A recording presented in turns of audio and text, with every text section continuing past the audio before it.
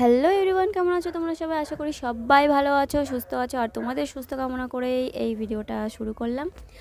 আমার মনে হয় যে এই পৃথিবীতে যদি কেউ সবচেয়ে বেশি সুস্বাদু খাবার রান্না করতে পারে, সে হচ্ছে আমাদের যার যার মায়েরা।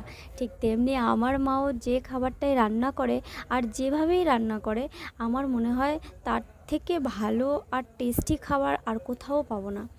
তারপর আমার বিয়ে হয়ে গেল আর চলে এলাম আরেক মায়ের কাছে। সেখানে এসেও ঠিক একই রকম অভিজ্ঞতা ও অনুভব। আমার শাশুড়ি মাও যেটাই রান্না করে যেন সেটাই সবচেয়ে বেশি সুস্বাদু খাবার, ঠিক আমার মায়ের মতোই। আমার শাশুড়ি মার সব রান্নার মতো আরেকটা রান্না পুঁই শাকের ঘ্যাট অন্যতম। এখানে তো পুঁই শাকটা পাওয়াটা জাস্ট একটা রেয়ার ব্যাপার, সৌভাগ্যবশত আজ সেটা পাওয়া গেছে। আমার শাশুড়ি মা যখন রান্না করতো, আমি বসে বসে দেখতাম যে উনি কীভাবে রান্না করে আর কী কী দিয়ে খাবার তৈরি করে।